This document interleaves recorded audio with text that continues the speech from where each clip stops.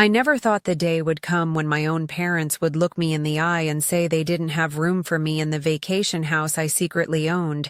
Yet there I was, standing in their kitchen, gripping my phone so tightly my knuckles turned white, staring at them in disbelief as they casually crushed what was supposed to be a perfect summer reunion. Before we jump back in, tell us where you're tuning in from, and if this story touches you, make sure you're subscribed, because tomorrow I've saved something extra special for you. The conversation had started innocently enough. It was a crisp, spring afternoon, and I had decided to call my parents to discuss our annual family summer gathering. For years, our extended family had been renting the same beachfront property in Cape Haven, a gorgeous New England coastal town with pristine beaches and charming local shops. It was our tradition, something we all looked forward to. "Mom, I was thinking about the Cape Haven trip," I said, my voice light with anticipation. "I can handle the booking again this year if you want."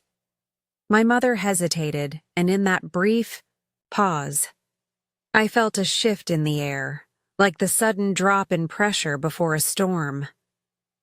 "Oh, honey," she said, her voice taking on that overly sweet tone she used when delivering disappointing news. "About that. We've decided to do things a little differently this year." I frowned, already feeling my stomach tighten. "Different how?" "Well, your father and I have been talking with your brother Jason, and we think it would be nice to have a smaller gathering this year. Just immediate family." The confusion must have been evident in my voice. "But I am immediate family." Another pause, longer this time. "Of course you are, Ellie. It's just, we're thinking of having it be just us and Jason's family this summer. Their kids are at such a wonderful age for the beach, and your father, and I really want to focus on spending time with them." My mind raced to process what she was saying. I had a daughter too, Lily, who at 8 years old lived for our summers at Cape Haven. Her cousins were 7 and 10, practically the same age. "Mom, Lily is going to be devastated. She's been talking about building sandcastles with her cousins for months." My mother sighed. "I know, sweetheart, and we love Lily. You know we do. But Jason's boys are, well, they're just easier at the beach. Less high maintenance." I nearly dropped the phone. "High maintenance? Lily? Well, remember last year, the sunscreen incident?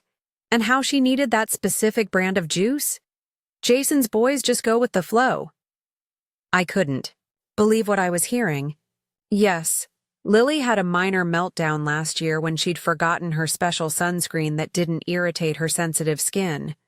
A completely reasonable concern that had been resolved in 20 minutes.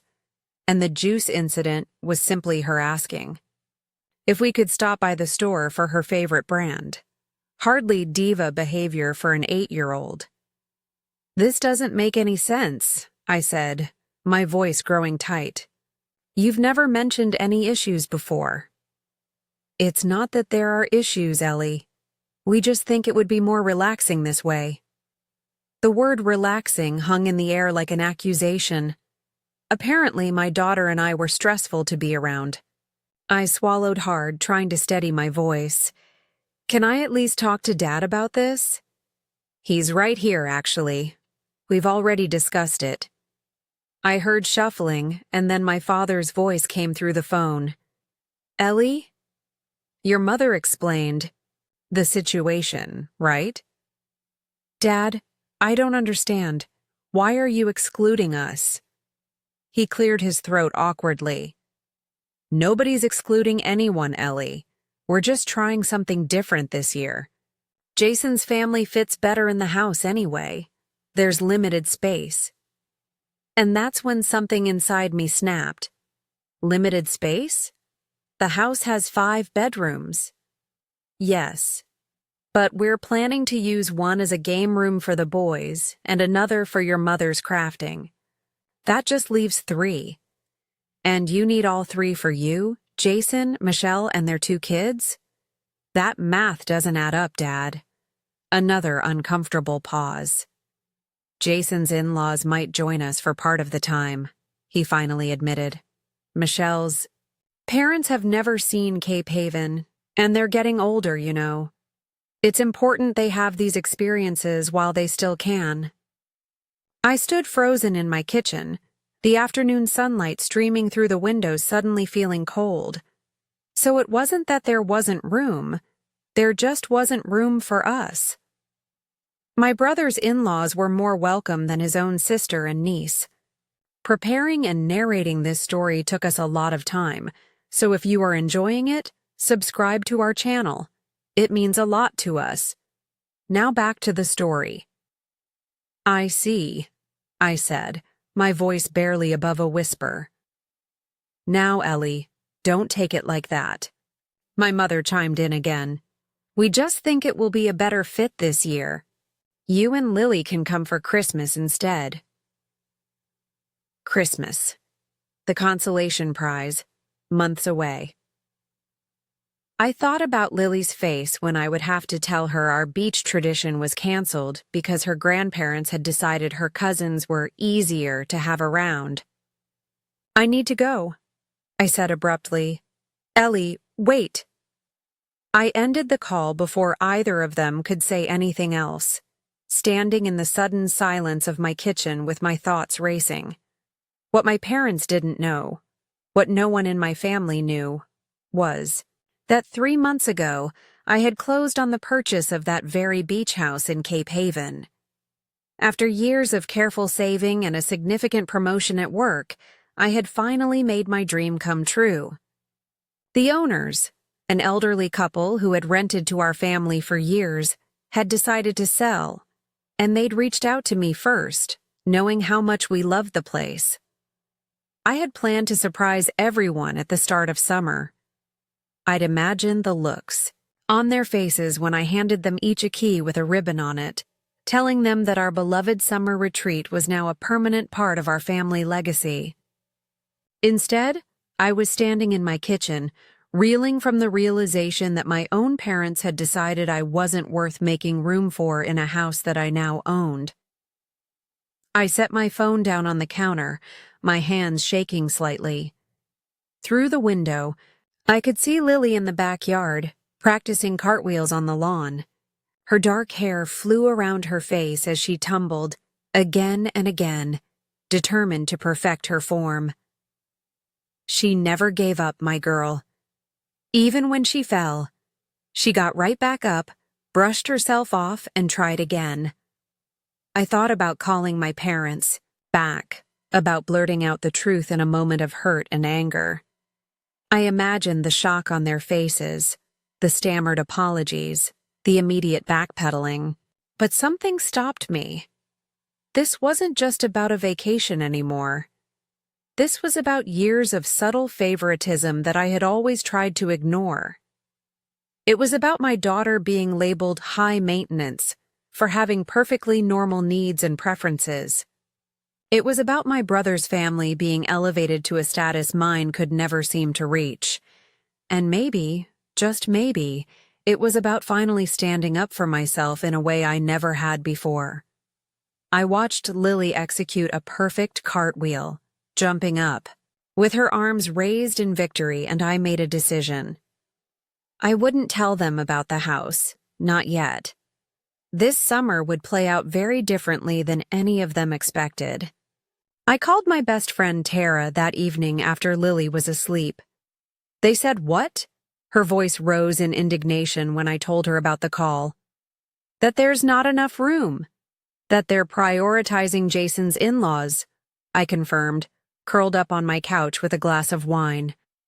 Honestly, Tara, I don't know why I'm even surprised. They've always favored Jason.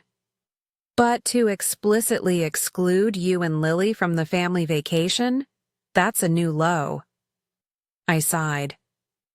The worst part is trying to figure out how to tell Lily. She's Been talking about this trip since Christmas. What are you going to do about the house? Tara asked. She was the only person I'd told about the purchase. I swirled the wine in my glass. I'm not going to tell them yet. I'm thinking of a different approach. I'm listening, she said, curiosity evident in her voice. What if I tell them I found another place nearby? That Lily and I will come. To Cape Haven anyway. Stay somewhere else. Maybe meet up with them occasionally on the beach. And then what? Spring it on them that you own the house they're staying in? I smiled for the first time since that terrible phone call. Not exactly. I'm still working out the details, but I think it's time my family learned a lesson about taking people for granted. Tara laughed. Ellie Bennett, I've known you since college, and this is the first time I've ever heard you consider something, even mildly devious. I love it. The idea had started taking shape in my mind, not as petty revenge but as something more meaningful. A way to finally make my family see the patterns that had been hurting me for years. A chance to reset how we treated each other. They've pushed me aside one too many times, I said quietly. It's time for things to change. I spent the next few days thinking through my plan. I considered every angle, every possible reaction. I didn't want to hurt anyone, not even my parents, despite how much they had hurt me. What I wanted was understanding, acknowledgement, and change. Meanwhile, I still had to break the news to Lily. I decided to do it on Saturday morning over her favorite breakfast, chocolate chip pancakes shaped like sea creatures. Sweetie, I began, watching her carefully cut an octopus pancake into 8 tentacle pieces. I need to talk to you about our summer plans. She looked up, maple syrup on her chin. The beach house? I already packed my shell collection kit. I took a deep breath. There's been a change of plans. Grandma and Grandpa are going to have Uncle Jason's family at the beach house this year. Her fork clattered against the plate. What about us? Well, that's what I want to talk to you about. What would you think if you and I got our own place at Cape Haven this year? Somewhere really special? Just for us? She considered this, her 8-year-old mind processing the shift. But what about Cousin Tyler and Evan? Will we still see them? We will, I assured her. We'll be right nearby. We can meet them at the beach. Maybe have them over to our place sometimes. Our own place? Her eyes widened with interest. Like a secret hideout? I smiled at how quickly her imagination transformed disappointment into adventure. Kind of like that, yes, and I have a feeling it might be even better than the regular beach house. She seemed to accept this, nodding thoughtfully before returning to her pancakes. Can it have bunk beds? I've always wanted to sleep in a top bunk. I think that can be arranged, I promised, marveling at her resilience. Later that day, I called my mother back. I kept my voice neutral, determined not to show how deeply their decision had hurt me. Mom, I've been thinking about the summer situation. Oh, Ellie, she said, sounding relieved. I'm glad you called back. Your father and I were worried you were upset. I bit back the urge to point out that of course I was upset. Instead, I stayed focused on my plan. I wanted to let you know that Lily and I will still be coming to Cape Haven this summer. I've found us a place to stay nearby. There was a pause. Oh, well, that's nice, I suppose. Are you sure that's necessary? We were thinking you could come for a weekend, maybe. Stay in a hotel? No. I cut in firmly. We'll be there for the full 2 weeks, just like always. We've got our own place sorted out. I just wanted you to know so you wouldn't be surprised when you see us around town or on the beach. I see. My mother's voice had a strange note to it. Was it guilt? Concern? Well, we'll certainly see you then. Though I hope this doesn't make things awkward. I almost laughed. Awkward? Why would it be awkward? Well, with Jason's in-laws there, they might wonder why you're not staying with us. I'm sure you'll think of something to tell them, I replied coolly. Maybe that there wasn't enough room. Before she could respond, I continued. Anyway, I've got to run. Lily and I are going shopping for some new beach gear, looking forward to seeing everyone in July. I hung up feeling both nervous and exhilarated. Phase 1 of my plan was in motion. I hadn't told an outright lie. We would indeed be staying at our own place in Cape Haven. I just hadn't specified which place that was. Over the next few weeks, my resolve only strengthened. My brother Jason called once, ostensibly to check in, but really to gauge my level of upset. Mom says you're getting your own place in Cape Haven, he said, trying to sound casual. That's right, I confirmed. Don't you think you're overreacting a bit? It's just one summer, Ellie. I closed my eyes, counting to 3 silently before responding. It's not about one summer, Jason. It's about a pattern. What pattern? He sounded genuinely confused. The pattern of your family always coming first. Of Lily and me being an afterthought. He scoffed. That's ridiculous. Mom and Dad love you guys. I know they love us, I said quietly. But they don't prioritize us. There's a difference. Jason sighed heavily.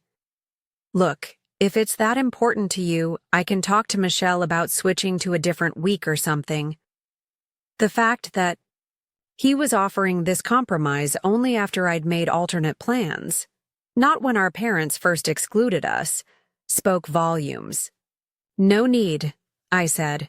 We've made our arrangements. We'll see you all there. As the summer approached, I finalized the details of my plan. I contacted the property management company that had been handling the beach house rentals and explained my situation.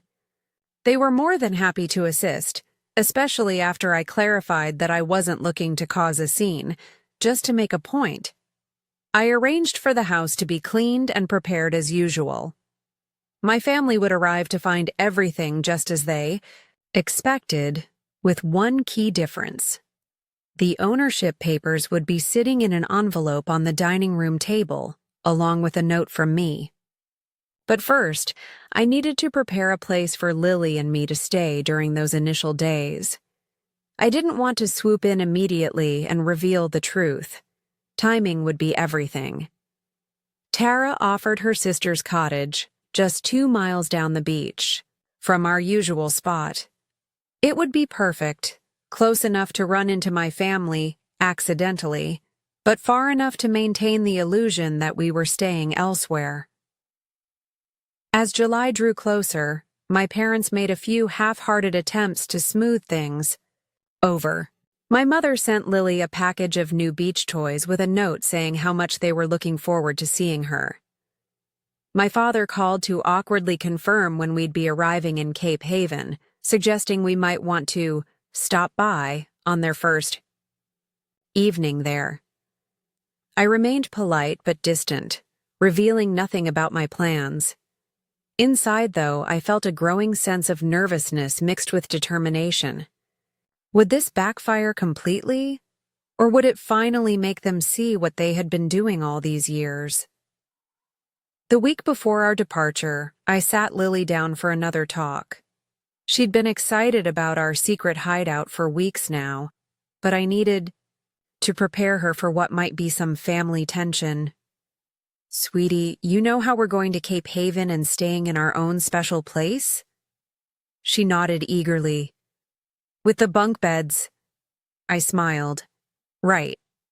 Well, there's something else you should know. Sometimes grown-ups make mistakes or don't realize when they're hurting other people's feelings. She looked at me seriously. Like when Tyler said my sandcastle was babyish last summer, and he didn't know it made me cry? Exactly like that, I said, struck by her perfect example. Grandma and Grandpa didn't realize they hurt our feelings by not inviting us to stay with them, so we're going to help them understand. How? She asked. I hesitated, trying to find the right words for an 8-year-old. We have a surprise for them, a big one. But we need to wait for the right time to share it. Until then, we might need to keep a secret. Do you think you can do that? Her eyes widened with excitement. I'm the best at keeping secrets, Mom. I never told Aunt Michelle that Uncle Jason ate her special chocolate last Christmas. I laughed, hugging her close. That's my girl. This is going to be a summer no one forgets. The day before we were set to leave, I received a text from my mother. Just checking if you still plan to stop by tomorrow evening after we arrive. Your father is grilling his famous ribs. I replied simply, we'll try to make it. Depends on when we get settled.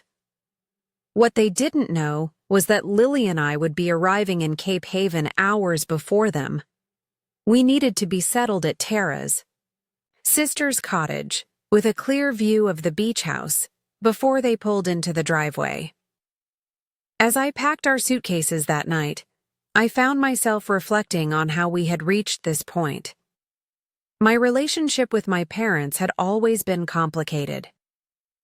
They weren't bad people, just blind to their own favoritism. My brother Jason was the firstborn, the son, the one who followed in our father's footsteps by becoming an engineer. I had chosen a different path, becoming a graphic designer, building my career slowly but steadily as a single mother after my divorce. My parents had never explicitly disapproved of my choices, but their subtle comparisons over the years spoke volumes. Jason's new house is so spacious.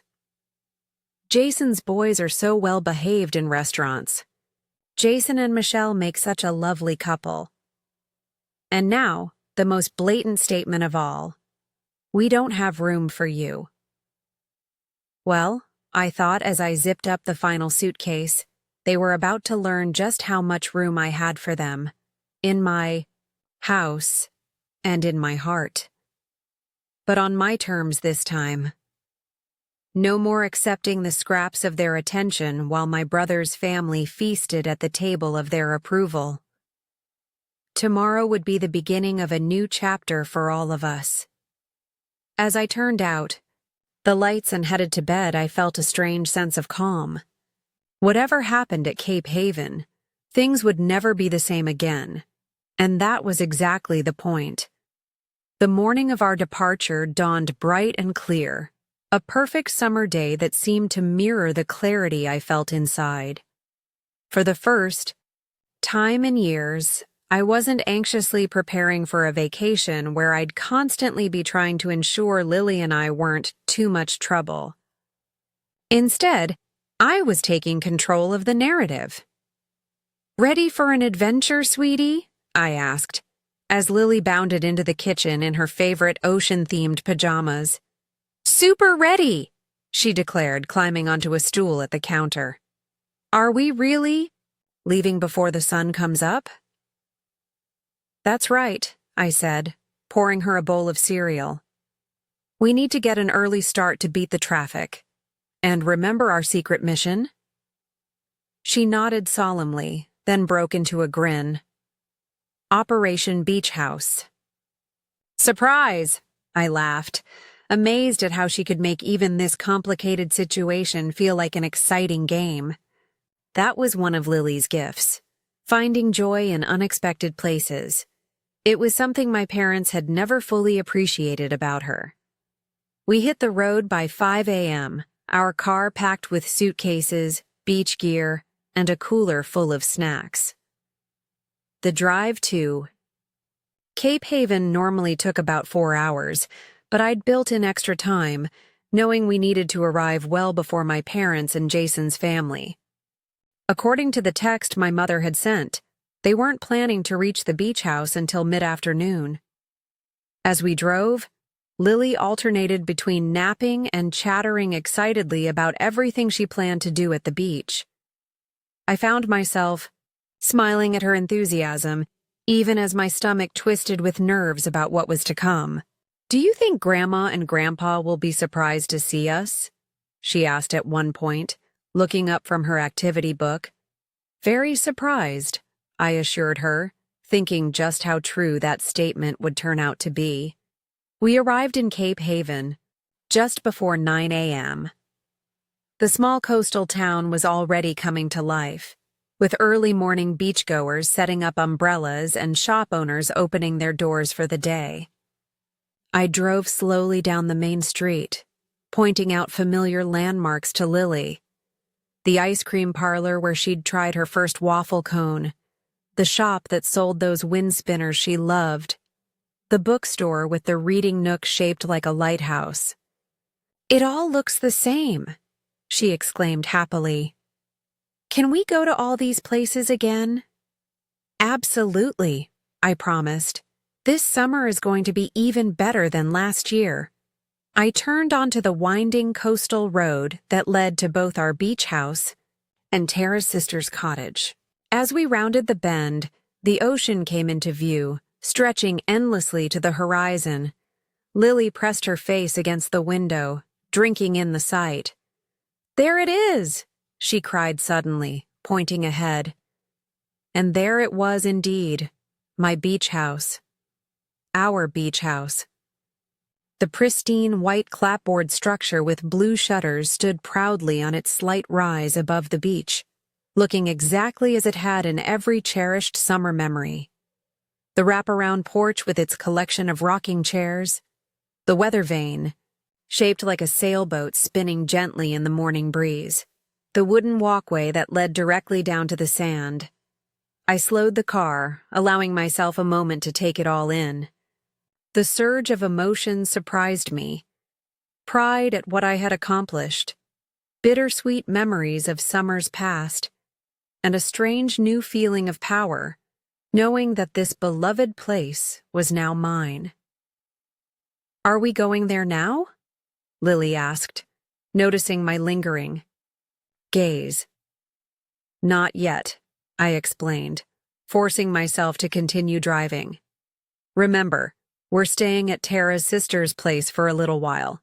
It's just down the beach." Tara's sister Megan had left a key for us under a flower pot on the front porch of her charming, if much smaller, beach cottage.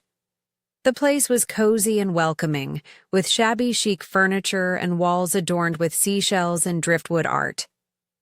And true to my promise, there was indeed a set of bunk beds in the small second bedroom, which Lily immediately claimed with a squeal of delight. "Top bunk! Top bunk!" she chanted, climbing the ladder to test out her new sleeping quarters. While she explored the cottage, I unpacked our essentials and set up my laptop on the kitchen table. I had brought work with me, several design projects with flexible deadlines, knowing that maintaining the appearance of our separate vacation would require something to occupy our time beyond just beach visits. Once we were settled, I took Lily for a walk along the beach. The cottage was positioned so that we could see my beach house in the distance, about a quarter-mile down the shore. I had deliberately chosen a path that wouldn't take us too close. I wasn't ready for any accidental early encounters, but I wanted to check if there was any activity there yet. The house stood quiet and undisturbed, waiting for its summer occupants. The property management company had assured me everything was prepared for my family's arrival. The house cleaned, the kitchen stocked with basic supplies, the keys in the lockbox by the side door, and, most importantly, my envelope placed on the dining room table, to be discovered when the time was right. "When will Grandma and Grandpa get here?" Lily asked, as we stood at the edge of the water, letting the waves lap at our toes. Later. Today, I said. We'll go say hello this evening, remember? She nodded, then bent to pick up a perfectly formed clamshell, holding it up triumphantly. First treasure of the summer. We spent the morning on the beach near our temporary cottage, building sandcastles and wading in the gentle surf. Lily was in her element, collecting shells and chasing sandpipers along the water's edge. I kept one eye on her and another on my watch, tracking the time until my family's expected arrival. Around 1 o'clock, we headed back to the cottage for lunch and to rinse off the sand. I checked my phone to find a text from my mother. On the road now. Should arrive around 3:30. Will you be coming by for dinner? I texted back. Enjoy your drive. We're already settled in our rental. Might stop by briefly this evening to say, hello. The casual tone of my response belied the butterflies in my stomach. In just a few hours, the first phase of my plan would begin. After lunch, Lily announced she was tired and asked if she could watch a movie. I set her up in the cottage's small living room with her favorite animated film and then stepped out onto the porch with my phone. They're on their way, I told Tara when she answered my call. Should be here in a couple of hours. How are you feeling? She asked, concern evident in her voice. I sank into one of the porch chairs, watching the distant waves. Nervous, determined, a little scared if I'm being honest. Second thoughts? No, I said firmly. This needs to happen, but I keep wondering if I should just confront them directly instead of whatever this is. Ellie, Tara said gently, how many direct conversations have you tried to have with your parents over the years about how they treat you and Lily compared to Jason's family? How many times have you brought up the favoritism only to have them dismiss it or tell you you're being too sensitive? I sighed. Too many to count. Exactly. Sometimes people need to experience something to truly understand it. You're giving them that experience. She was right. Words had failed countless times before. Maybe actions would speak louder. Just remember, Tara continued, the goal isn't to hurt them or get revenge. It's to create understanding. I know, I assured her. That's exactly why I'm doing this the way I am. After hanging up, I checked the time again. Nearly 2 o'clock. I decided to take a walk alone to clear my head, leaving Lily engrossed in her movie with strict instructions not to open the door for anyone. I headed down to the beach and began walking toward my house, not close enough to be spotted from the windows, but near enough to see when cars arrived in the driveway. The tide was coming in, forcing me to walk along the drier sand farther from the water's edge. The sun was high and warm on my shoulders, and for a moment, I allowed myself to simply enjoy the beauty of this place that had always been special to me. Those childhood summers in Cape Haven had been magical. Before the comparisons started, before I became aware of my parents' subtle favoritism. Back when Jason and I were just siblings enjoying beach days together, collecting sea glass, and building elaborate sandcastles with our parents' help. When had things changed? When Jason got married? When the grandchildren came along?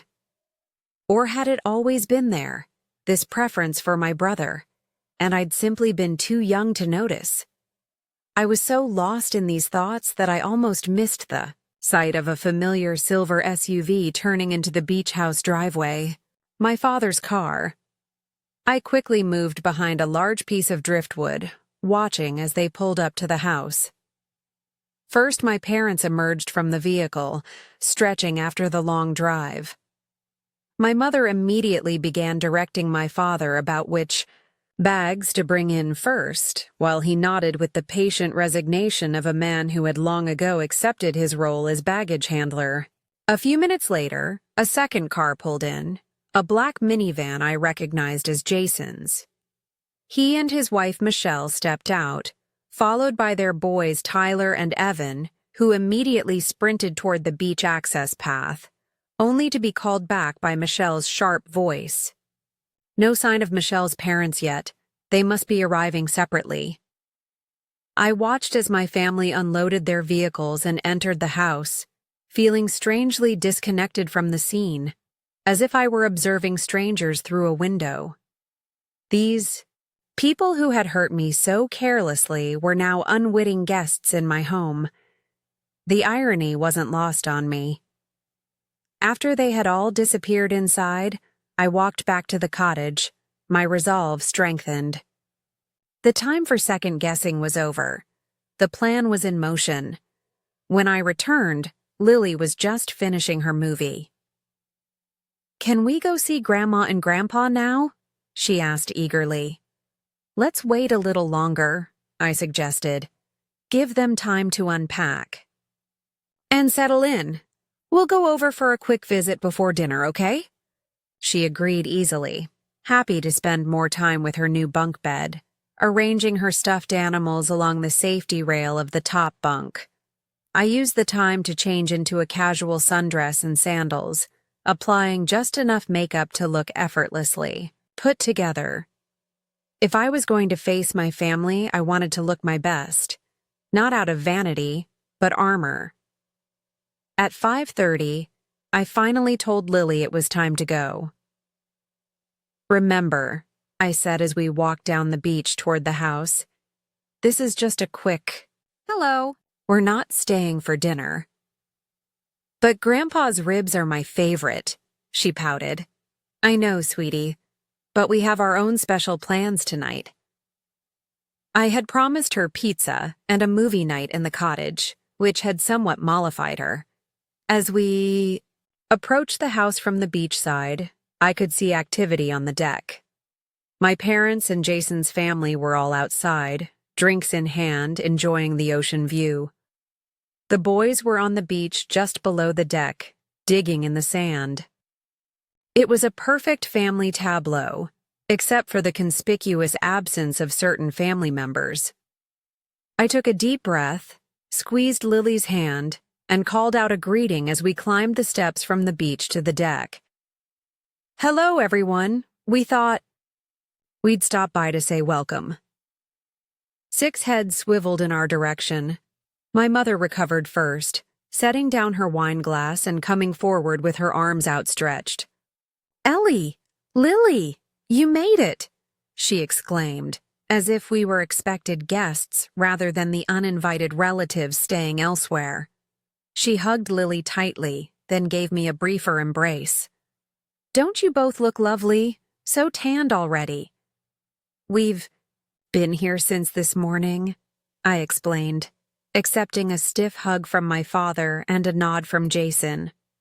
Michelle offered a tight smile that didn't reach her eyes. "This is our beach rental just down the shore," Lily informed them proudly. "I have a top bunk."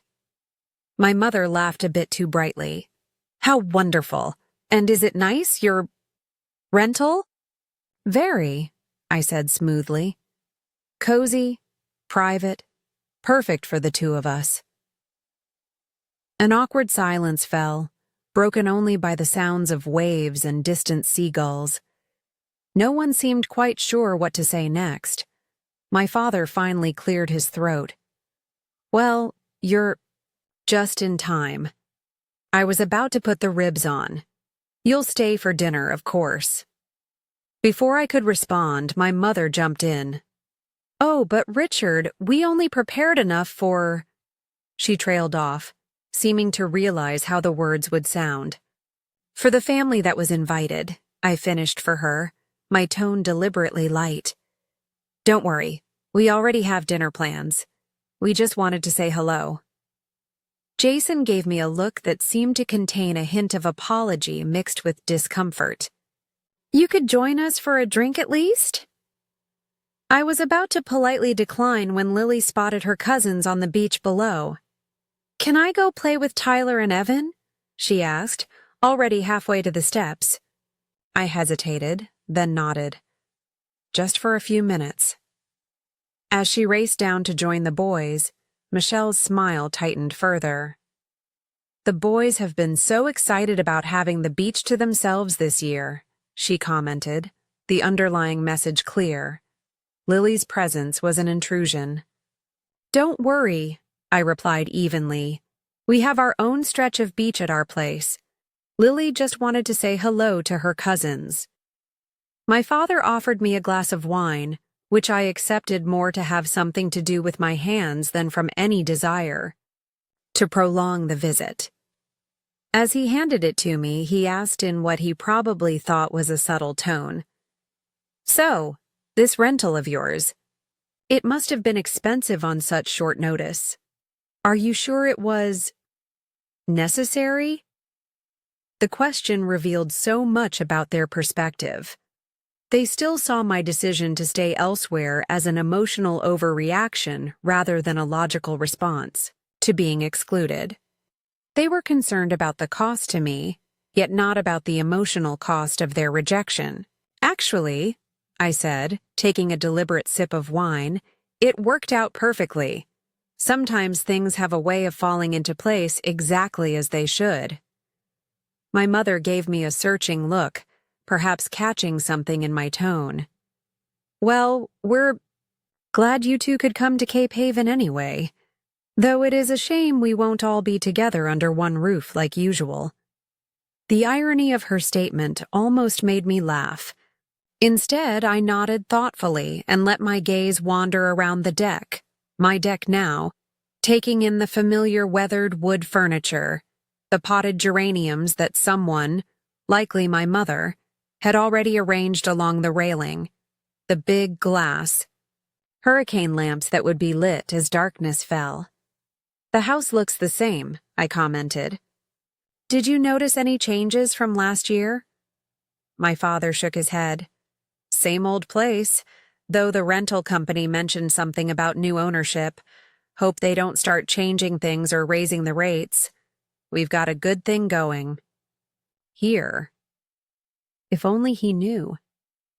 I'm sure the new owners will take good care of it, I said, unable to resist adding.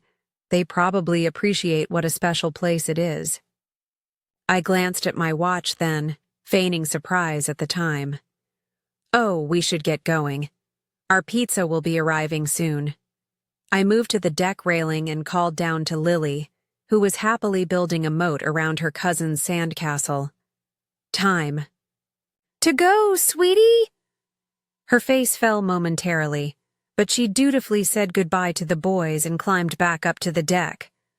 My mother immediately pulled her into another hug. You'll come back tomorrow, won't you? Maybe for lunch? I'm making my special seafood salad. I interceded before Lily could answer. We have plans for tomorrow, actually, but we'll definitely see you around. It's a small beach after all. As we prepared to leave, Jason approached me while the others were distracted by something Lily was showing them. Look, Ellie, he said quietly, this whole separate rental thing. It seems excessive. If you're trying to make a point, I'm not trying to make anything, I cut him off. I'm simply respecting the boundaries that were set. No room for us, remember? He had the grace to look uncomfortable. It wasn't about not having room for you. Then what was it about, Jason? He struggled to find an explanation that wouldn't sound terrible. It's complicated. Mom and Dad, they just thought, with Michelle's parents coming. It's not complicated at all, I said, my voice steady despite the hurt resurfacing. It's actually very simple. You all decided we weren't a priority, so I made other arrangements. Before he could respond, I called to Lily. Ready to go, sweetheart? We said our goodbyes, with promises to see you on the beach and call if you need anything. As Lily and I walked away along the shore, I could feel their eyes on our backs, confusion, and perhaps the first stirrings of guilt in their gazes. "That was a short visit," Lily observed as we made our way back to the cottage. "Yes, it was," I agreed, "but we'll have plenty of time to see everyone this summer." "Grandma looked sad when we left," she said, her perceptiveness sometimes startling me. I squeezed her hand. "Sometimes adults make decisions that end up making everyone sad, even themselves. But don't worry. I have a feeling things will work out in the end." As the cottage came into view, Lily ran ahead, excited about our promised pizza night. I followed more slowly, replaying the visit in my mind. The first confrontation had gone exactly as expected. Awkward, filled with unstated tensions, illuminating the precise dynamics I was hoping to challenge. Now came the waiting game. I would give them a day or two of settling in, of enjoying their beach house, before I moved forward with the next phase of my plan. Let them fully inhabit the space. Let them make it their own. Let them forget, momentarily, about the uninvited daughter and granddaughter staying just down the beach. Then, and only then, would I reveal the truth that would force them to confront years of thoughtless favoritism and casual exclusion. Not to hurt them, but to heal us all. As I reached the cottage, the sun was beginning to set over the ocean, painting the water in shades of gold and crimson. I paused to watch it for a moment, drawing strength from the beauty and constancy of this place that had always represented happiness to me. "This is just the beginning," I whispered to myself, a promise and a declaration all at once. The next morning I woke to sunlight streaming through the cottage windows and the distant sound of waves. For a moment I lay still, listening to Lily's soft breathing from the top bunk across the room. I had moved into her room after she fell asleep, unable to face the solitude of the main bedroom with all its space for doubt to creep in. Today would be the day of deliberate avoidance, an important part of my plan. I needed my family to settle, fully into the beach house to establish their routines and claim their spaces, before I revealed the truth. They needed to feel completely at home before learning whose home it actually was. I slipped out of bed and padded to the kitchen to start coffee brewing. As I waited, I stepped onto the cottage's small deck and breathed in the salt air. The beach was nearly empty at this early hour, just a few dedicated joggers and an elderly couple walking their dog along the water's edge. In the distance, I could see my beach house, quiet and still in the morning light. My beach house. It still felt surreal to think those words. The coffee maker beeped, and I went back inside to pour myself a cup. I had just settled at the kitchen table with my laptop when my phone pinged with a text. My mother, of course. "Good morning. We're planning a big breakfast on the deck. The boys are asking for Lily. Why don't you two join us? Nino?" I stared at the text, mentally cataloging all the inconsistencies it contained. The boys had barely acknowledged Lily yesterday, and my mother had made it abundantly clear there wasn't room for us in their plans. Yet now, having seen us settled nearby, accessible but not imposing, she was suddenly eager to include us. It was so typical of her, the desire to control the narrative, to reframe the situation so that they appeared generous rather than exclusionary.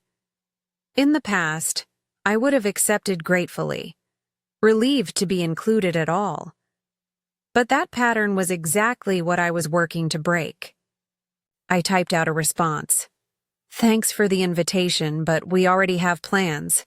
Lily discovered a tide pool area down the beach that she wants to explore. Enjoy your breakfast. Less than a minute later, my phone rang.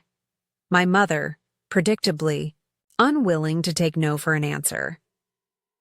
I briefly considered letting it go to voicemail, but decided it was better to establish boundaries firmly from the start. "Good morning, Mom," I answered, keeping my tone light and cheerful. "Ellie, did you get my text? About breakfast?" "I did, yes. As I said, we already have plans." She made a small sound of disappointment. "Surely you can change them. The boys were so excited to see Lily again." I almost laughed at the transparent manipulation. "That's sweet, but they'll have plenty of opportunities to play together over the next 2 weeks. Lily's really looking forward to our tide pool expedition." "Well?" She hesitated, clearly unused to having her invitations declined. "Perhaps dinner, then? Your father's planning to grill salmon tonight." "We'll see how the day goes," I replied noncommittally. "I'll text you later." After a few more attempts to pin me down to a specific time, she finally gave up. "All right, but do try to stop by. It seems silly for you to be all alone in that rental when we have this big house." The irony was almost too perfect. "We're perfectly comfortable, Mom. You don't need to worry about us."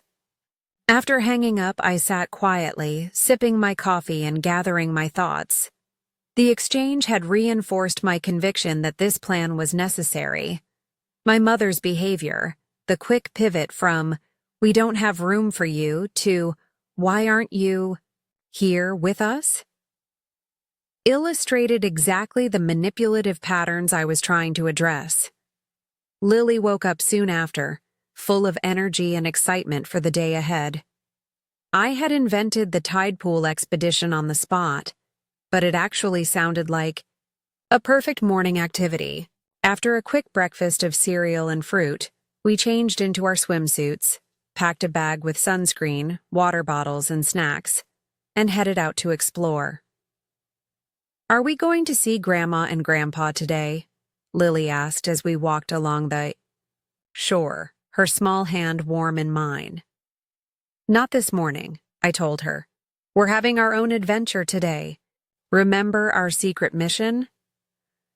She nodded solemnly. "Operation Beach House Surprise. When do we tell them the big secret?" "Soon," I promised. "But not quite yet. First, we need to give them time to really enjoy the house." She considered this, then shrugged, easily distracted by a beautiful shell half buried in the sand. As she crouched to examine it, I marveled at her resilience and adaptability. Children were so much better than adults at living in the moment, at finding joy in simple discoveries rather than dwelling on perceived slights or complex dynamics. We spent the morning exploring a rocky area of the beach that did indeed contain several tide pools teeming with tiny crabs, sea anemones, and colorful snails. Lily was delighted, carefully touching each discovery with the gentle reverence of a born naturalist. I took photos of her bent over the pools, her face a picture of concentration, thinking how much my parents were missing by not truly seeing her for the remarkable child she was. Around noon, we packed up our things and headed back toward the cottage. As we walked, I kept an eye on the beach house, noting the activity on the deck.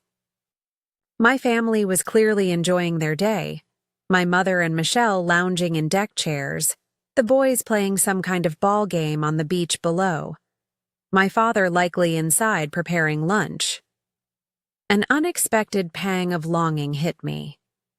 Despite everything, there was a part of me that wished we could simply be there with them, that wished the relationships were uncomplicated enough for that to be possible. But years of experience had taught me that without addressing the underlying patterns, nothing would change. We ate lunch at the cottage, sandwiches on the deck, watching the waves and planning our afternoon. I had promised Lily we could walk, into town to visit the shops and get ice cream, an expedition she was eagerly anticipating. As we were clearing our lunch dishes, my phone pinged again. This time, it was Jason. "Mom's upset you didn't come to breakfast." "What's going on, Ellie? This seems like an overreaction." I sighed, setting the phone down without responding. The fact that he saw my behavior as an overreaction rather than a logical consequence of their exclusion spoke volumes. In his mind, likely, in all their minds, I was being difficult, holding a grudge, making things uncomfortable for everyone. They still didn't see it, but they would. Our afternoon in town was exactly what we needed, a few hours completely removed from family dynamics and beach house drama. Lily and I wandered through the charming streets of Cape Haven, popping into the local shops to admire handmade jewelry, beach-themed home decor, and summer clothing. I bought her a beautiful sand dollar necklace that she immediately put on, proudly showing it to every shopkeeper we encountered afterward. We ended our expedition at Scoops, the ice cream parlor that had been a Cape Haven institution for decades. The interior hadn't changed in all the years I'd been coming to this town. The same mint green walls, the same glass case displaying dozens of homemade flavors, even the same older woman behind the counter who had been serving ice cream since I was Lily's age. "Well, hello there," she greeted us warmly. "First cone of the summer?" "Yes, ma'am," Lily replied politely. "I'd like strawberry, please, with sprinkles." As the woman scooped our ice cream, strawberry for Lily, coffee for me, she chatted easily. "Here for vacation? Staying nearby?" "We're down at Walker's Cove," I replied, using the local name for the stretch of beach where the cottage was located. "Lovely area. Though I thought I recognized you from the Sandpiper House crowd. That big white place with the blue shutters?" I hesitated, then smiled. "Actually, we usually do stay there. It's a family tradition." "Best house on the beach." She nodded approvingly, handing Lily her cone. "Been watching families enjoy that place for 40 years now." As we took our ice cream to one of the small tables by the window, I felt a strange sense of pride hearing her talk about the house. My house now. It had been part of this community's landscape for generations, a backdrop to countless summer memories for dozens of families, including my own. We lingered in town until the late afternoon, when Lily began showing signs of fatigue from our busy day. On our walk back to the cottage, we took the main road rather than the beach, avoiding any potential encounters with my family. Tomorrow would be soon enough for the next phase of my plan. When we returned to the cottage, I was surprised to find a small gift bag hanging from the doorknob with a note attached. "Missed you today. A little something for Lily. Hope to see you both soon. Love, Grandma and Grandpa." Inside the bag was a beautiful beach-themed coloring book and a set of colored pencils. Exactly the kind of thoughtful gift that reminded me that my parents weren't monsters, just flawed humans who had fallen into harmful patterns they didn't fully recognize.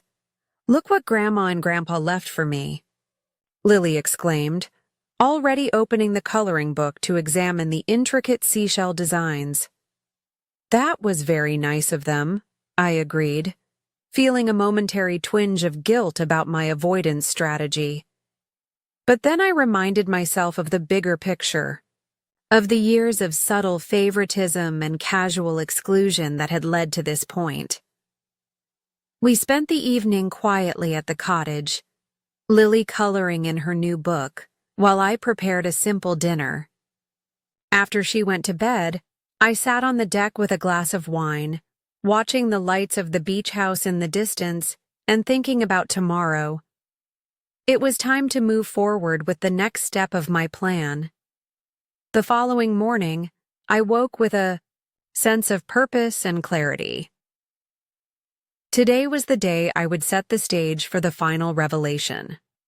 I had decided on a strategy that would allow me to gauge my family's attitudes before proceeding with the full disclosure.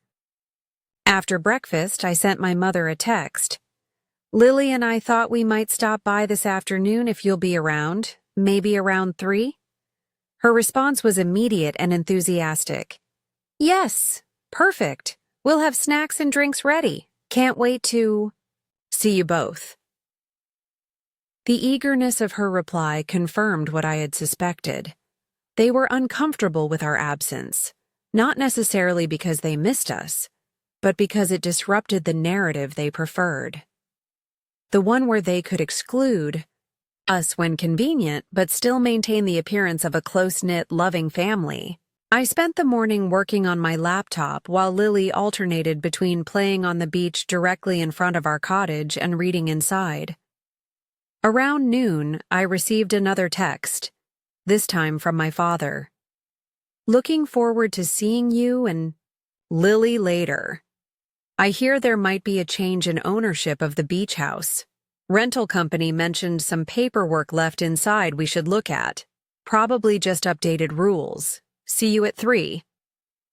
My heart skipped a beat. The property management company had placed my ownership documents and a letter on the dining room table as planned, but I hadn't expected my family to notice them yet. Or at least, I hadn't expected them to mention them to me. Had they already looked? Did they know? I quickly called the company, speaking with the agent I had been coordinating with. "Did they open the envelope?" I asked, after explaining the situation. "Not to my knowledge," she assured me. "When I checked in with them yesterday, I simply mentioned there was some information from the new owner they should review during their stay. I didn't specify what it was, and they didn't mention having looked at it." I thanked her and hung up, relieved but also newly anxious. This change meant I needed to be prepared for the possibility that they might open the envelope before my planned reveal. Around 2:30, Lily and I began our walk down the beach toward the house. I had dressed us both casually but put together. Sandals instead of flip-flops, a sundress for me, a cute matching short set for Lily. Whether I was ready or not, this afternoon would likely be a turning point. As we approached, I could see the usual activity on the deck. My parents, Jason and Michelle, and now an older couple who must be Michelle's parents, all sitting in the deck chairs with drinks. The boys were nowhere in sight, probably down on the beach or inside playing video games. My mother spotted us first, standing and waving enthusiastically as if we were long-lost travelers, rather than relatives staying a quarter-mile down the beach. "There they are," she called out. "We've been wondering when you'd grace us with your presence." The forced cheerfulness in her voice made something twist inside me. A familiar feeling from childhood. The sense that I was being simultaneously welcomed and criticized. That no matter what I did, it was somehow slightly wrong. We climbed the steps to the deck, and I pasted on a smile as my mother embraced first Lily, then me. "We've missed you both," she exclaimed. "Haven't we all missed them?" General murmurs of agreement followed, though Michelle's smile remained tight and perfunctory. My father gave me a brief side hug, then turned to introduce Michelle's parents. "Ellie, Lily. These are Michelle's parents, Barbara and Howard. They're joining us for the first week." I shook hands politely, noting the curious glances they exchanged. They had clearly been told something about why Jason's sister and niece weren't staying at the house, and I wondered exactly how my exclusion had been explained. "So nice to finally meet you," Barbara said warmly. "We've heard so much about you." Both. Somehow I doubted that. In all likelihood, they had heard very little about us until they asked why we weren't staying at the house. "Where are you two staying?" Howard asked genially. Jason mentioned you found your own place? Before I could answer, my mother jumped in. They're just down the beach at Walker's Cove, in a tiny cottage, right, Ellie? When there's so much room here. She laughed as if it were a silly joke we all shared. It's actually quite lovely, I replied evenly. Perfect for the two of us. An awkward silence fell, broken when Lily asked, Where are Tyler and Evan?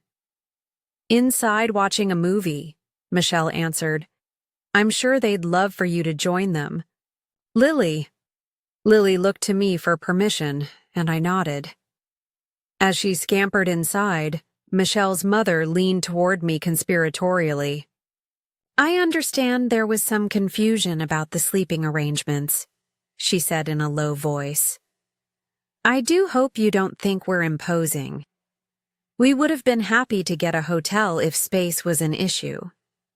So that was the story they'd been told, that I had declined to stay because I was concerned about space, not because I had been explicitly uninvited.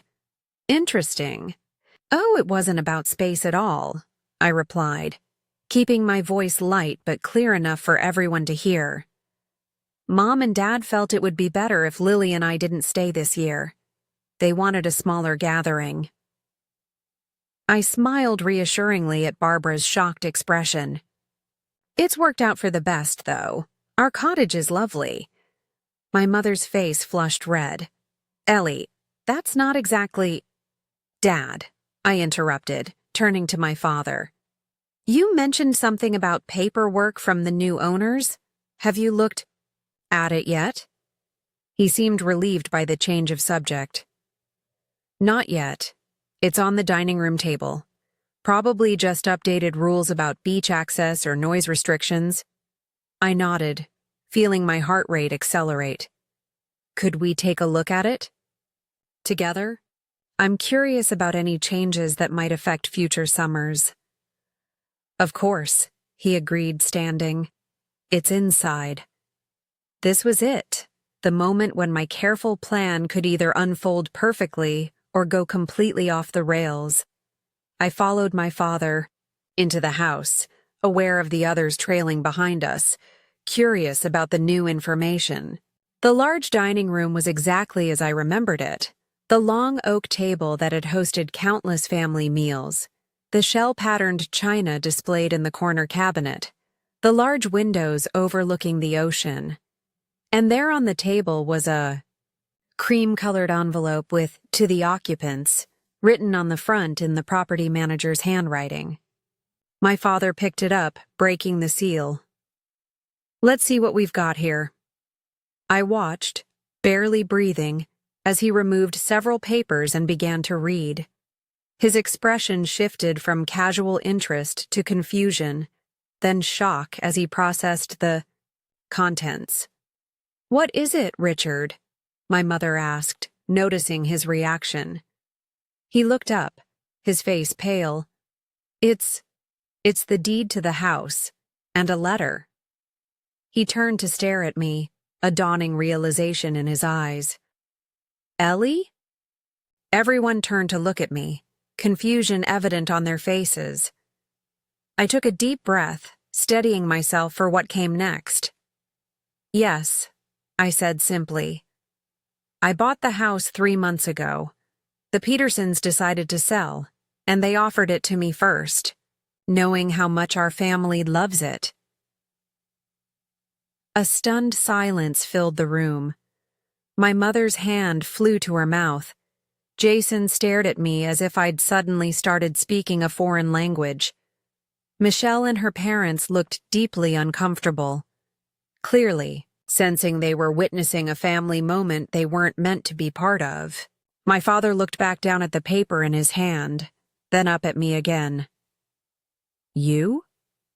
Own this house? The house you were told there wasn't room for you in?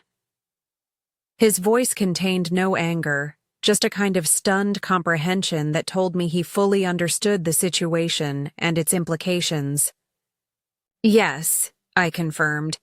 I had planned to surprise everyone at the beginning of summer. I thought it would be a happy revelation, a way to ensure our family tradition continued for years to come. I paused, letting the words sink in. And then, I got that call telling me that Lily and I weren't welcome this year. My mother stepped forward, her face stricken. Ellie, we never said you weren't welcome. You did, Mom, I interrupted gently. You said there wasn't room, that Jason's family fit better in the house, that you wanted a more relaxing vacation without us. I never used those words, she protested weakly. Not those exact words, perhaps. But that was the message. That was what you meant. Jason moved to stand beside our mother, his expression troubled. If we had known, if you had known I owned the house, you would have included me? I finished for him. That's exactly the problem, Jason. My worth to this family shouldn't depend on what I own or what I can provide. Neither should Lily's. My father was still holding the deed, staring at it as if it might vanish. I don't understand. How did you manage this? This house must have cost a lot, I nodded. Yes, I've been doing well at work. Better than any of you know, because no one ever really asks. I got a major promotion last year. I've been saving for something important. And when the opportunity came up to buy this place, a place that holds so many memories for all of us, it seemed perfect. I moved to the window, looking out at the ocean before turning back to face them. I didn't buy it just for me. I bought it for all of us, for our family. I wanted it to be a place where we could all be together for years to come. Where Lily could bring her children someday, and Tyler and Evan could bring theirs. The weight of what I was saying, and what it revealed about their behavior, seemed to hit them all at once. My mother sank into a dining chair, her face in her hands. Jason looked at the floor, unable to meet my eyes. My father continued to hold the deed, his hands shaking slightly. So all this time, while we've been staying here, Michelle began. You've been guests in my home, I confirmed. Yes. Barbara put a hand on her daughter's arm. I think we should give the family some privacy, dear, she murmured, tactfully guiding her husband toward the door. After they left, an uncomfortable silence fell. Finally, my father spoke, his voice rough with emotion. I don't know what to say, Ellie, except that I'm ashamed. Deeply ashamed. His honesty surprised me. I had expected defensiveness, perhaps anger, but not this immediate acknowledgement. When your mother suggested that we keep the gathering smaller this year, I went along with it, he continued. I told myself it made sense, that it would be easier, more relaxed. But the truth is, I knew it would hurt you. I knew it was wrong. And I did it anyway. My mother looked up, tears streaking her face. We never meant to make you feel unwelcome, Ellie. We love you and Lily. We do. I know you love us, Mom, I said softly. But loving someone and valuing them equally aren't the same thing. For years, I've watched you prioritize Jason's family over mine. The Christmas gifts that are always a little nicer for his boys.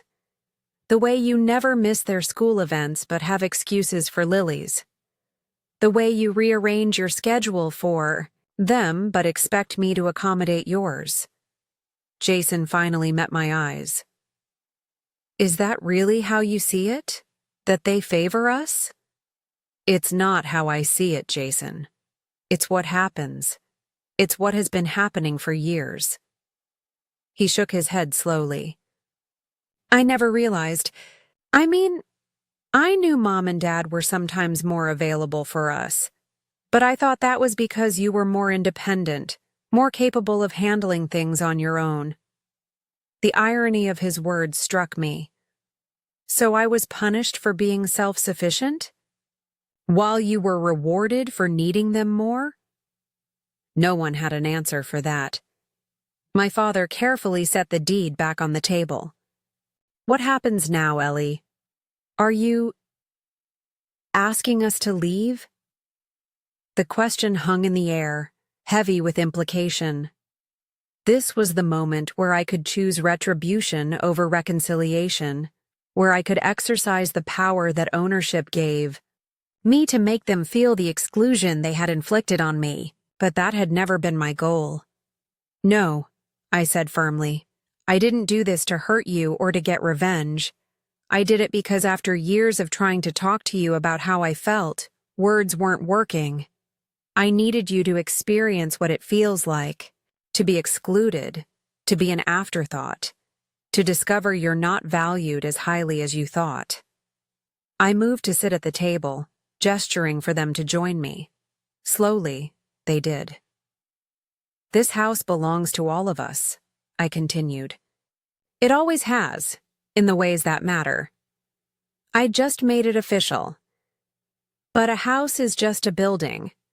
What matters is the family inside it, and whether everyone in that family feels truly welcome and valued. My mother reached across the table to take my hand, her fingers trembling. I'm so sorry, Ellie. I never saw it. I never let myself see it. I know, I said gently. And that's why we're here. Because now, finally, you do see it. And maybe now, we can start to change it. The revelation of the house's ownership wasn't an ending. It was a beginning. A chance to rebuild our family dynamics on a foundation of genuine equality and respect. There was more to discuss, more to work through, but the walls of denial had finally crumbled, and truth stood revealed in the light of day. And in that moment, looking at the stunned, reflective faces of my family around the table, I felt something I hadn't expected: hope. Real, substantial hope that things could be different from now on, for all of us. The silence that followed my revelation seemed to stretch endlessly, broken only by the distant sound of waves and the muffled laughter of children from another room. In that moment, seeing the shock and shame on my family's faces, I felt neither triumph nor satisfaction, only a profound sense that we had reached a turning point from which there was no going back.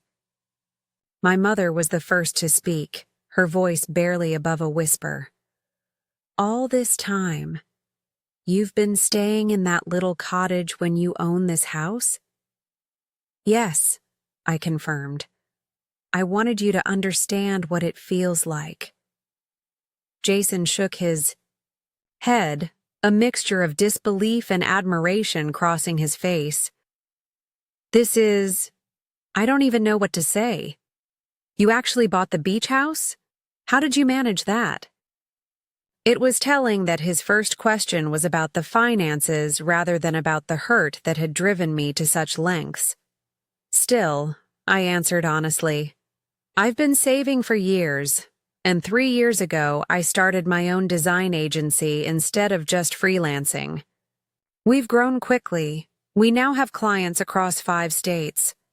I've been trying to tell you all about it at family gatherings, but we never really listened, my father finished for me, his usual confidence deflated. We'd ask the obligatory questions about your work, but we never engaged with your answers. I nodded, relieved that he, at least, seemed to grasp the deeper issue. Meanwhile, Jason's every promotion gets celebrated with champagne. My brother had the grace to look embarrassed.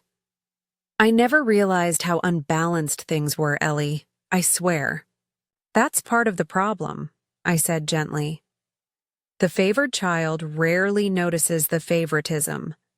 My mother dabbed at her eyes with a tissue. I don't understand how we didn't see what we were doing. We love you, Ellie. We've always loved you. I know you love me, Mom, but love without equal respect and consideration isn't enough.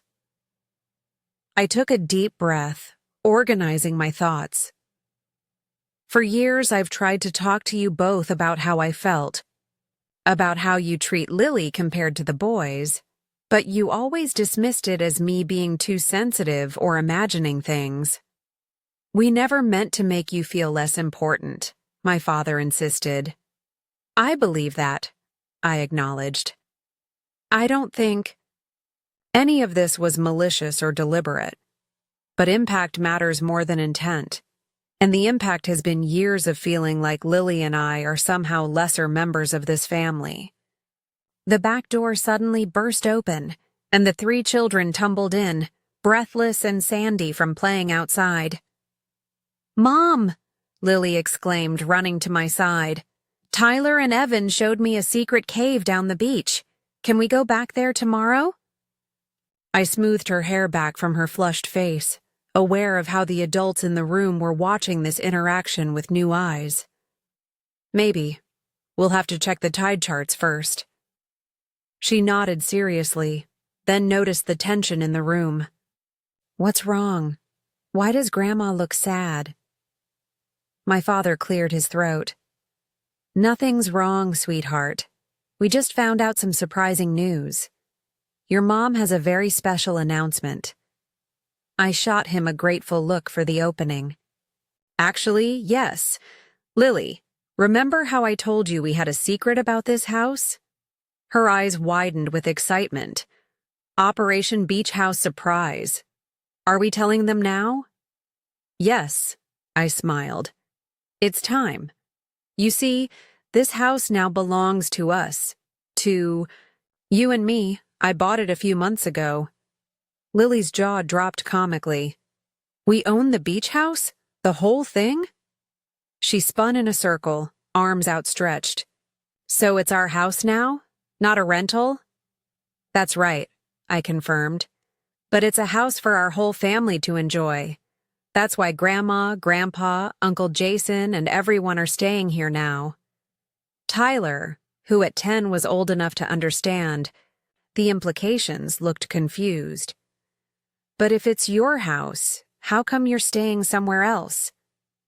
Out of the mouths of babes, the adults exchanged uncomfortable glances. "That's a good question," I acknowledged. "Sometimes grown-ups need to learn important lessons about how to treat each other kindly and fairly. This was one of those times." Michelle, who had been silent throughout the revelation, suddenly stood. "I think the kids should go back outside, while the adults continue this conversation." Her tone was tight, controlled, but I could see she was deeply uncomfortable. After the children had been ushered back to the beach with instructions to stay within sight of the house, Michelle turned to me. "So this was all an elaborate scheme to humiliate us? To make some kind of point?" I met her gaze steadily. "No, Michelle. This was a last resort after years of trying to address the inequality in other ways. And it wasn't about humiliation. It was about understanding." "It feels manipulative," she insisted. "More manipulative than telling someone there's no room." "For them in a 5-bedroom house?" I asked quietly. "More manipulative than saying a child is high maintenance because she needs special sunscreen for her sensitive skin?" She had no response to that. My father intervened before the tension could escalate further. "Michelle, I understand you feel uncomfortable. We all do. But Ellie has every right to be upset about how we've treated her and Lily. I can see that, now." "So what happens next?"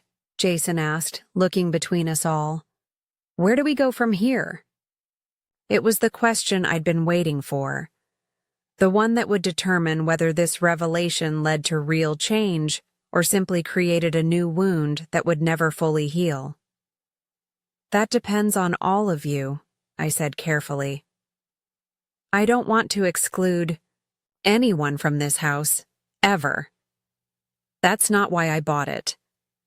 I wanted to preserve our family tradition, to create a place where all our children could grow up building memories together, just like we did. My mother reached for my hand across the table. We want that too, Ellie. We always have. We just lost sight of what that truly means. I squeezed her hand, feeling a small measure of the tension between us begin to dissolve. Then I suggest we start fresh. Tonight, Lily and I will move in here, where we belong. There's more than enough room for everyone. What about Michelle's parents? Jason asked. They're welcome too, I assured him. As I said, this house is for our entire family. Michelle seemed taken aback by this. You'd still want them here? After everything? This isn't about punishment. Or exile, Michelle. It's about recognition and change. Your parents are part of this family too. She nodded slowly, a new respect visible in her expression. I appreciate that. My father cleared his throat, emotion making his voice rough. Ellie, I need to say something. When I got that deed out of the envelope and realized what had happened, what we had done, I felt a shame deeper than anything I've experienced in my life. The thought that we made you feel so unwelcome in what was already your house. He shook his head, unable to continue. I didn't do this to shame you, Dad, I said gently. I did it because I needed you to see the pattern that's been hurting me for years. And now we do see it, my mother said, wiping away fresh tears. The question is, how do we fix it? How do we make this right? It was the first time in my adult life that I'd heard my mother ask such a question. The first acknowledgement that there was something to fix, rather than just my oversensitivity to address. We start by talking honestly, I said, by listening to each other, by making conscious choices to treat each family member with equal consideration and respect. Jason looked thoughtful. It won't be easy. These patterns run deep, even if we weren't aware of them. Nothing worthwhile is ever easy, I replied. But the alternative is to continue as we have been, with these divides growing wider until they can't be bridged at all. My father stood up suddenly. I think this calls for something special. He walked to the built-in cabinet in the dining room and pulled out a bottle of champagne, the same expensive brand they had opened to celebrate Jason's last promotion. If we're starting fresh, let's mark the occasion properly. As he opened the bottle and Michelle went to find glasses, I felt a cautious optimism begin to bloom. This wasn't an instant fix. Years of ingrained behavior wouldn't change overnight. But it was a beginning, a crack in the wall of denial that had separated us for so long.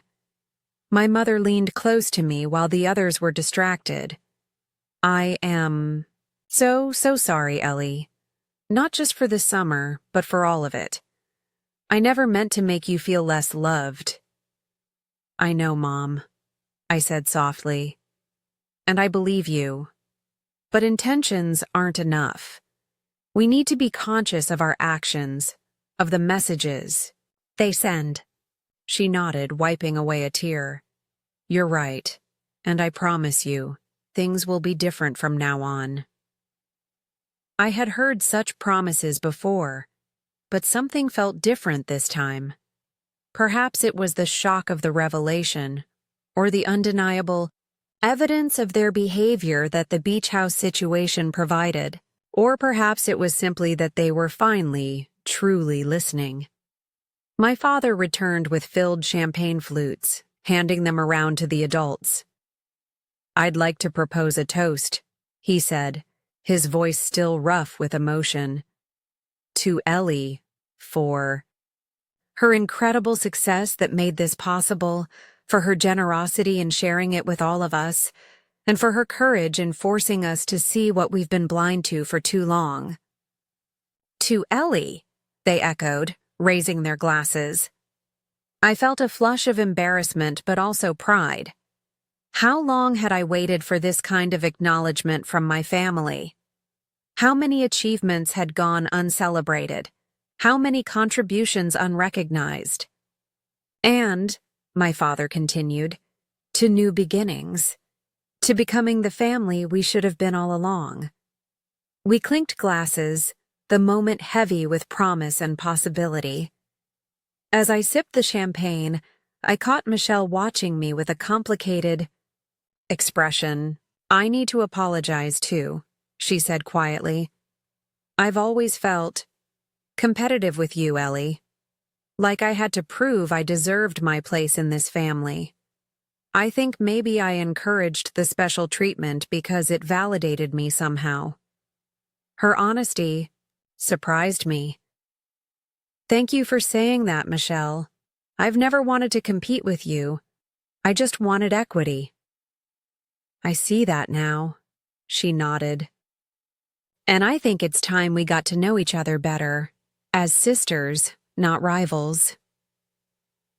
After we finished our champagne, I decided it was time to bring Lily back into the conversation.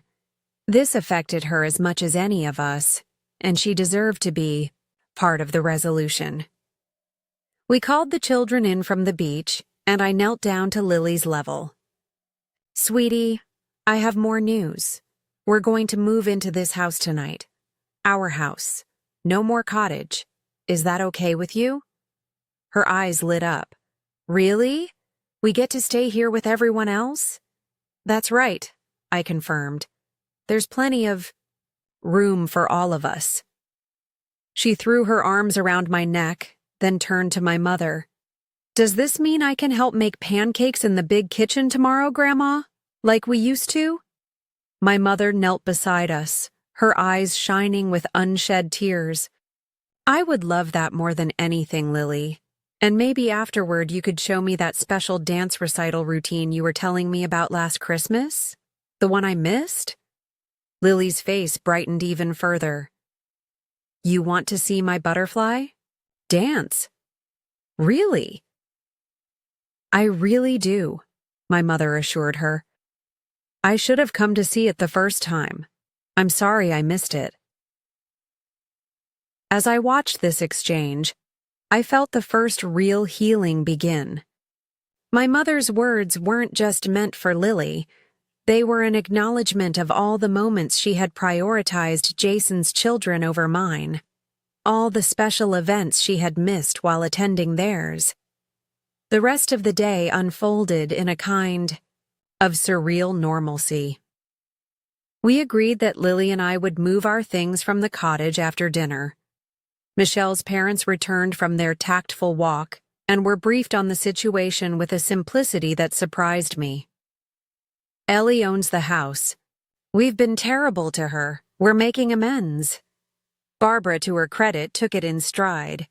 Well, that explains a few things, she said dryly. I thought it strange that a sister wouldn't be included in the family vacation. Dinner that evening had a different atmosphere than any family meal I could remember. There was an attentiveness I wasn't used to.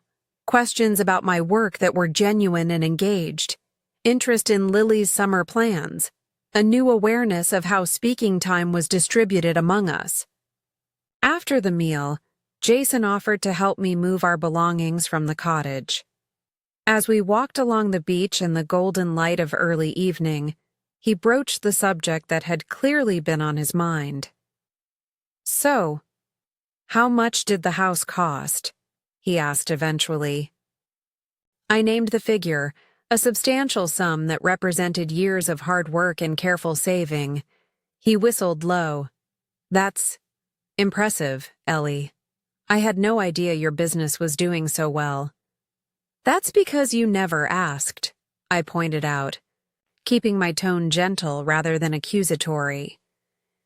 He nodded, acknowledging the truth of it. I guess I've been wrapped up in my own world, my own success, It's not about the money, Jason, I clarified. I don't need you to be impressed by what I can afford. I need you to see me, to really see me and Lily as equal members of this family. I understand that now, he said slowly, and I'm going to do better. We all are. At the cottage, we packed efficiently, Jason carrying the heavier bags without complaint. As I did a final walkthrough to ensure we hadn't forgotten anything, I felt a momentary pang of nostalgia for this small space that had sheltered us during our brief exile. In its own way, the cottage had been a sanctuary, a place where Lily and I had been enough for each other, no approval required. You okay? Jason asked, noticing my hesitation. Just thinking, I said, about how sometimes you have to step outside a situation to see it clearly. He nodded thoughtfully. I'm glad you did. Step outside, I mean. Even though it was hard for all of us, it was necessary. Back at the beach house, our beach house, Lily was already being settled into one of the bedrooms by my mother, who was showing her which drawers she could use for her clothes and making room for her stuffed animals on the bed. I thought Lily might like this room, my mother explained as we entered with the bags. It has the best view of the sunrise, and I know she's an early riser. The boys are in the blue room down the hall.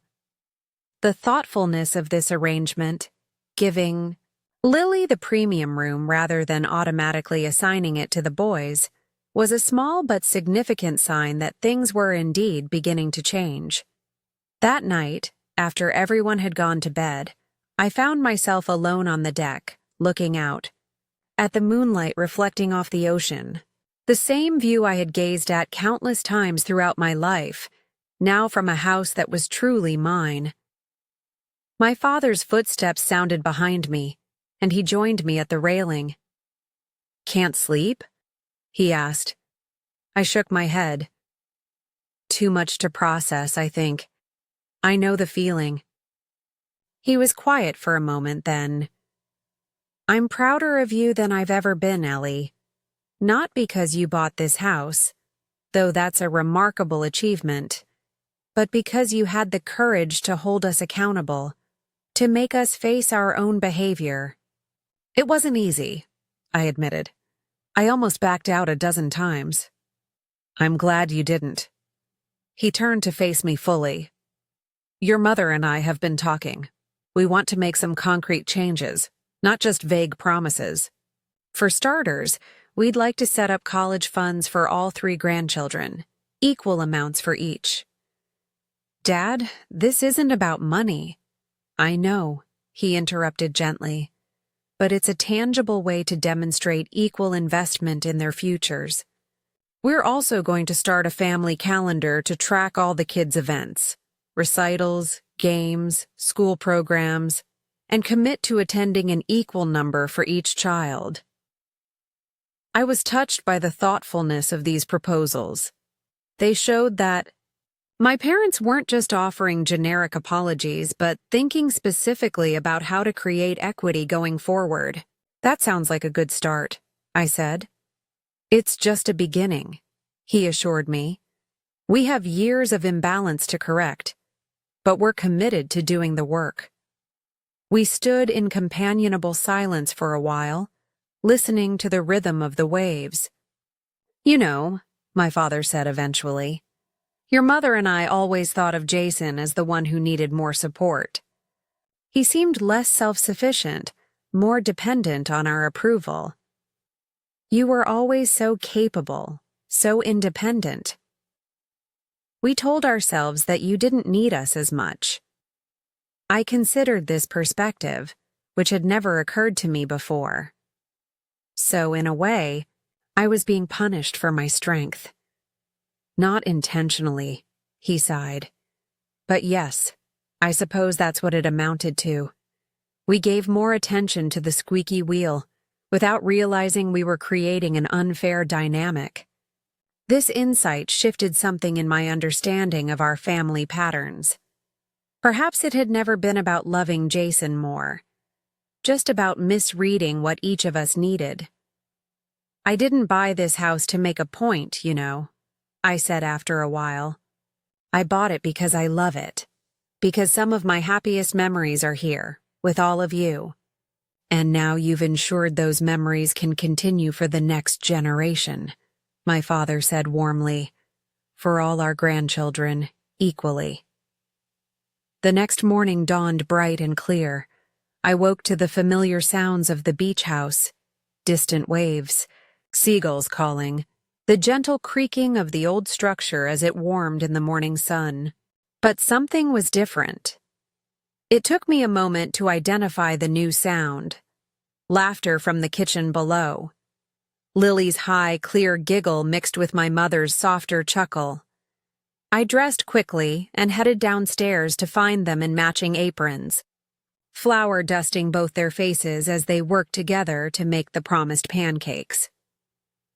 My mother was showing Lily how to test if the pan was hot enough by sprinkling water droplets on it, watching them dance across the surface.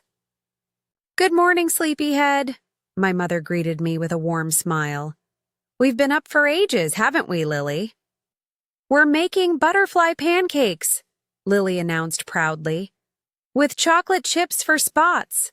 I leaned against the doorframe, taking in the scene. "Looks like you two have everything under control." "We certainly do," my mother agreed, winking at Lily. "Your job is just to enjoy them." As the rest of the family trickled into the kitchen, drawn by the delicious smells, I observed the subtle shifts in our dynamics. My father made a point of asking Lily about her plan for the day before turning to the boys. Jason helped serve everyone, making sure Lily got the first, most perfect pancake. Michelle engaged me in a genuine conversation about my business, asking thoughtful questions about my design process. These were small changes, perhaps imperceptible to an outside observer. But to me, they represented the beginning of something transformative, a family slowly, consciously rewiring its patterns. After breakfast, we all headed to the beach. As I watched the three cousins playing together in the surf, their laughter carrying on the sea breeze, I felt a deep sense of rightness. This was what I had wanted all along.